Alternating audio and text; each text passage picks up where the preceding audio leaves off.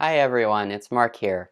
And today I thought I'd show you some of the features that you'll find in a lot of seed catalogs. Seed catalogs are a really valuable resource, not only to order seeds, but also for some growing information and just general information about seeds and different vegetable varieties and such.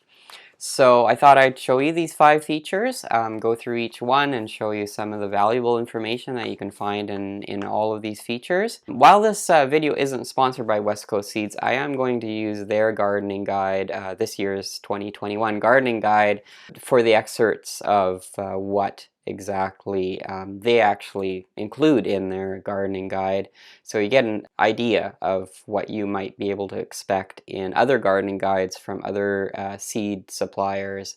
So let's dive in and have a look.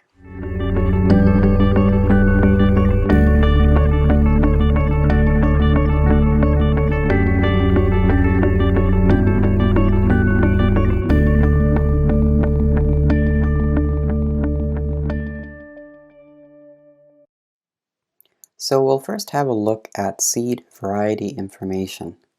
Obviously, the seed companies want to give you enough info so that you can make an educated decision on which seeds to buy. It's easy to buy the wrong seeds for your region or for what you will use your harvest for. So let's look at each piece of info in detail, keeping in mind that different seed catalogs will have a different selection of info. And some seed companies will have even more info on their website for every variety. This is the case with West Coast Seeds. First, you'll usually see a nice color image of either the actual plant, like you see here with the ripe tomatoes on it, or the harvested veggie, sometimes cut in half so you can see inside. Often this is done with beets to show their interesting circle patterns inside some of the beet varieties. Some varieties will also have a badge denoting if they are certified organic or non-GMO or other key aspects of the seed and of the plant. Next is the name of the variety, as well as a catalog number so you can order it. This part is important as it will tell you if it's a hybrid, F1 denoting the hybrid designation, or if it's open pollinated, which is usually with the abbreviation OP.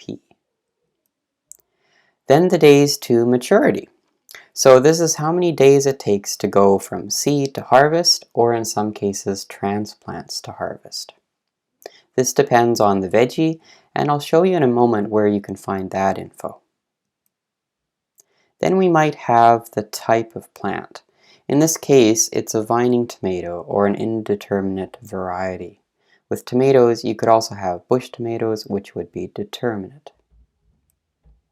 Next is some general notes about the variety, size of the harvested veggie, and often growing habit, so you know what to expect. Very important is also info on whether or not this variety is resistant to pests or diseases.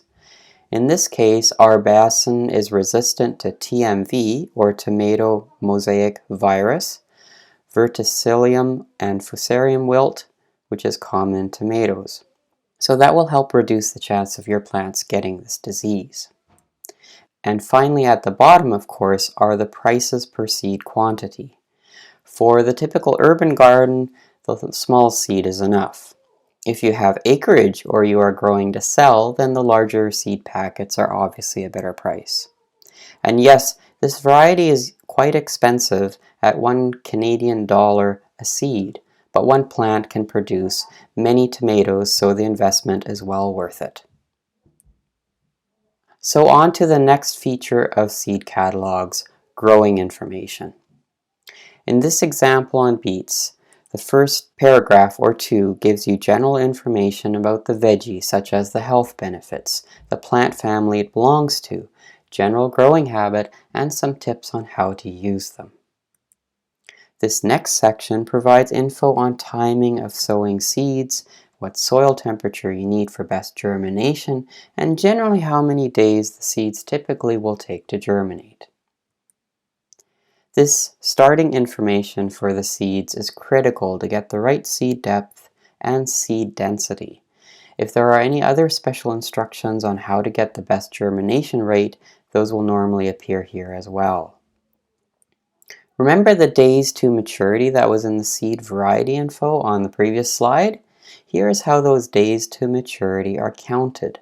So in this case of beets, it's the number of days after direct sowing, because typically you don't start seeds for beets separately indoors. Now on to the actual growing info once your seeds have been sprouted.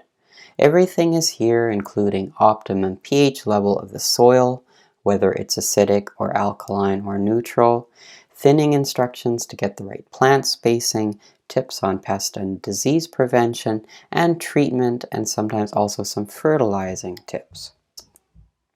Now for some harvest info, including when to pick, what to pick, and then also storage or preserving info. And finally, more seed info such as germination rate, how long you can store seeds, and seeding density. Important if you're a market farmer, not so important for the urban grower.